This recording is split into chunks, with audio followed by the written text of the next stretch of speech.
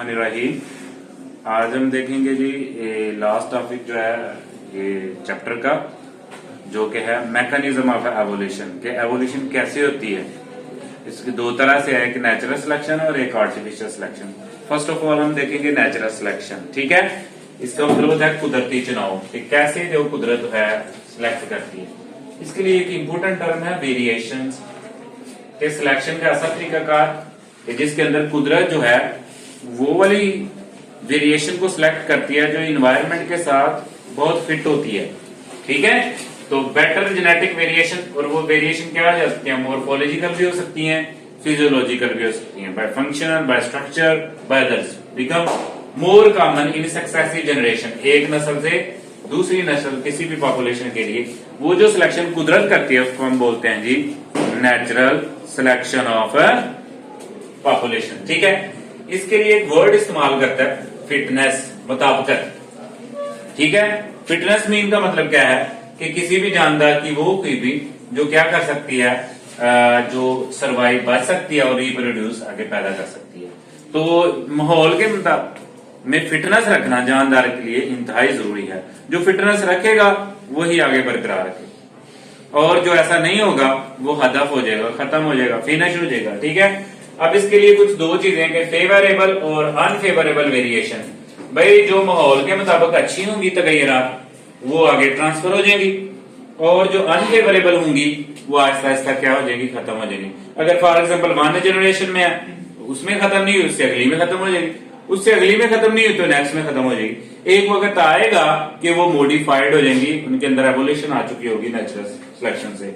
They need a successive generation. एक नस्ल के अंदर ही नहीं ऐसा होता, नेक्स्ट से नेक्स्ट आने वाली जनरेशन। अब यहाँ पे एक एग्जांपल है कि फेवरेबल, जैसे चूहों की एग्जांपल दी गई है कि इसके अंदर 3 वेरिएशन थे, डार्क, लाइट एंड मीडियम। और आपको पता है जो कैट होती है दे प्रे द माइस, वो चूहों को क्या करती है, शिकार करती है। अब जो बिल्ली है उसको लाइट और मीडियम कलर के जो चूहे हैं वो ज्यादा पसंद है, डार्क कलर के इतने नहीं है। तो अब देखें चूहे अपने अंदर कैसे जो है अनफेवरेबल को क्या कर देते हैं, फिनिश कर देते हैं, और फेवरेबल जो है वेरिएशन यानी कि डार्क कलर के वो प्रोड्यूस होने देते हैं। फॉर एग्जाम्पल ये हमारे पास एक मीडियम कलर की जनरेशन है। अब इसके अंदर रिप्रोडक्शन हुई तो 3 टाइप्स के इसके अंदर भाई ऑफस्प्रिंग पैदा हुए, एक लाइट कलर का, एक मीडियम कलर का, एक डार्क। अब इसने बिल्ली जो है इसने इसको खा गई। अब लाइट कलर जो है यहाँ पे क्या हो गया, फिनिश हो गया। अब रह गया मीडियम। मीडियम जो है वो क्या करेगा जी, वो अपने आप को एक्सप्रेस करेगा, उसमें से वो मीडियम कलर भी आएगा और लाइट कलर भी आएगा, और डार्क आगे किसमें कन्वर्ट हो जाएगा, डार्क में, सिंपली। अब ये जो मीडियम कलर है, अब बिल्ली क्या करती है, इन दोनों का शिकार कर लेती है। अब ये जो अनफेवरेबल जो थी वेरिएशन वो क्या होगी, यहाँ पे फिनिश होगी। अब यहाँ पे इसकी जनरेशन क्या होगी, स्टॉप होगी, इसको नेचर सेलेक्ट नहीं करती। अब इसके पास डार्क आ गया तो आगे सारी जनरेशन जो है वो किस फॉर्म में पैदा होगी, डार्क कलर में। तो इस तरह देखो कैसे रफ्ता रफ्ता वेरिएशन जो है वो किस में कन्वर्ट होगी, एवोल्यूशन में। ये जो तरीकाकार है इसको। इसी तरह एक और एग्जांपल दी गई है आपकी जी मॉथ्स की, व्हाइट और कौन से कलर के, डार्क कलर के मॉथ्स। अब देखिए जी, अब ये बात आई, ये जो लाइकन होती है ये डार्क कलर की होती है, और जो ट्रीज का क्या होता है, ये ट्रंक होता है, उसके ऊपर क्या है जी, ये लाइकन जब आ जाती है तो इनका कलर हो जाता है आपका जी लाइट कलर्स, क्योंकि स्टेम डार्क होते हैं। तो लाइट कलर होने की वजह से ऊपर जो व्हाइट मॉथ है वो नजर नहीं आते। इस तरह जो बर्ड, दूसरे जो इनके एनिमल्स हैं जो इसका शिकार करते हैं वो इनको शिकार नहीं कर सकते। अब 19वीं सेंचुरी की बात है कि इंग्लैंड के अंदर जो है इंडस्ट्रियल रेवोल्यूशन की वजह से, इंडस्ट्रीज की वजह से वो क्या हो गया, इन्वायरमेंट खराब हो गया, और लाइकन जो है वो क्या होना शुरू होगी, मरना शुरू हो गई, ठीक है। अब मरना शुरू हो गई तो वो जो स्टेम थे दरख्तों के वो नेकड होना शुरू हो गए। जब वो नेकड होना शुरू हो गए तो आपको पता है डार्क हो गए। अब डार्क के ऊपर जो लाइट कलर है वो बड़ा वाज़िह नजर आता है, और इस तरह जो क्या कहते हैं उसको जी, व्हाइट जो थे वो उनका शिकार ज्यादा होना शुरू हो गया, और इस तरह उनकी जनरेशन को क्या हो गई, वो अनफेवरेबल कैरेक्टर में चेंज हो गई, ठीक है। वो फिटनेस नहीं बरकरार रख सकी।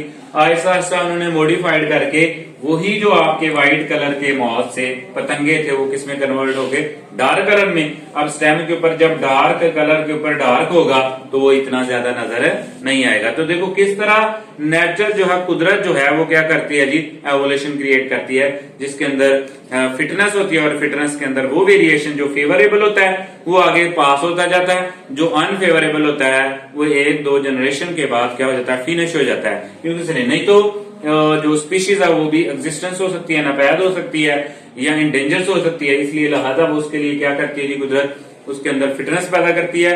अनफेवरेबल को किसमें कन्वर्ट किया जाता है, फेवरेबल वेरिएशन में। और इस तरह जो मौत से पतंगे थे उन्होंने अपनी लाइफ को क्या किया, सेव किया।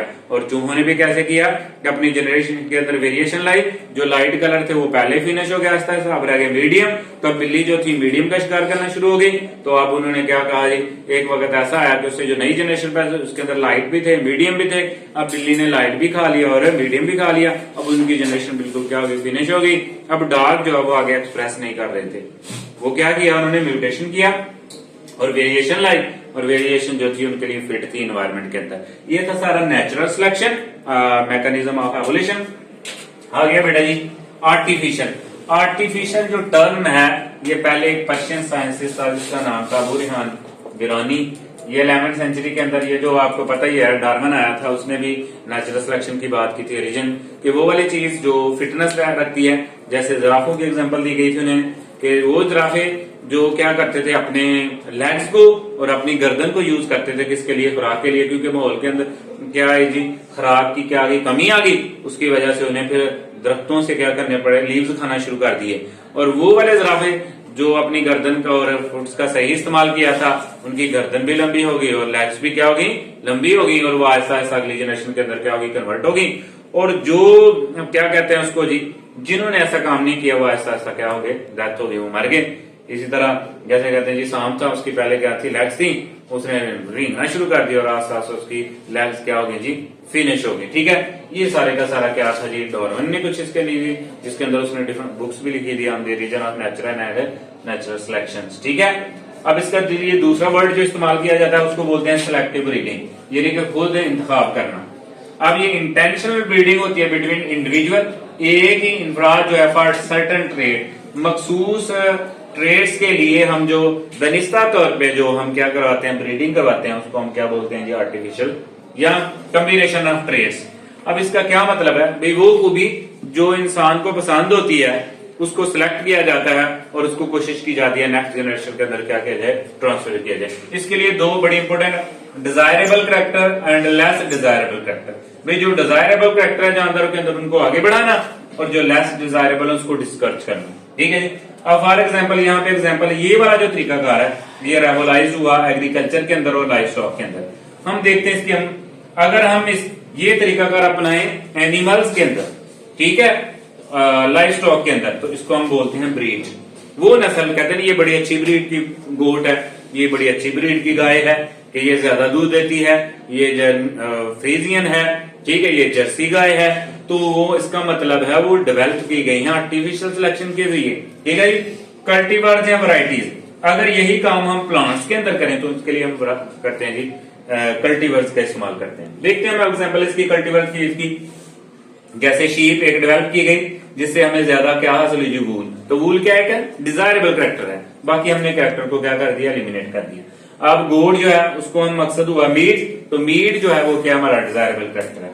को जो है वो मिल्क, आगे हैन जो है वो आपके एग्स के लिए। आजकल जो हैन है ब्रायलर, जो व्हाइट हैन है, उससे हम क्या हासिल करते हैं, ज्यादा मीट। तो वो करेक्टर डेवलप किया गया आर्टिफिशियल सिलेक्शन से। ठीक है, एक लेयर होती है जो ज्यादा अंडे देती है, ये करेक्टर्स है। ठीक है जी। उसके बाद प्लांट्स के अंदर देखें जी, हमने लिया जी मस्टर्ड वाइल्ड प्लांट्स। अब इससे देखो क्या क्या चीजें डेवलप की, कॉलीफ्लावर्स जो गोभी है। अब इससे मजीद आगे मल्टीपल वैरायटीज हासिल हुई डिफरेंट कलर टाइप्स की। उसके बाद ब्रोकली है जो स्टेम लाइक्स होती है, कैबेज है, ये जो बंद गोभी देखी हुई आपने, केल है, ये भी इसकी टाइप्स है जैसे साग कहते हैं इस तरह से। उसके बाद ये कोलरा भी है, ये वो जैसे शलजम नहीं होता उसकी तरह की ये कॉलीफ्लावर है। ठीक है जी। हमने तो देखो एक हमने प्लांट से कितनी तरह की डिफरेंट वैरायटीज को क्या किया, डेवलप किया। ये जो हर एक के अंदर डिफरेंट कैरेक्टर्स है, इसको डिजायरेबल कैरेक्टर कहते हैं। ठीक है जी।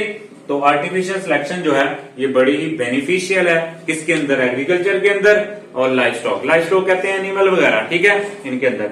तो आर्टिफिशियल सिलेक्शन और नेचुरल सिलेक्शन ये सारे के सारे किसके जिम्मेदार होते हैं जी, एवोल्यूशन के। और आजकल आपको पता ही है कॉज बहुत ज्यादा है, ये इसकी डिमांड बहुत ज्यादा है इस ब्रीड की, ठीक है। और हैंस आपको पता है कि आजकल वो जो मीट की खपत है उसको कौन पूरा कर रही है, ज्यादा से ज्यादा ये हैंस पूरा कर रही हैं। और कौन सी हैंस, जो पोल्ट्री फार्म की हैं। ओके जी, आज के लिए इतना ही, थैंक यू।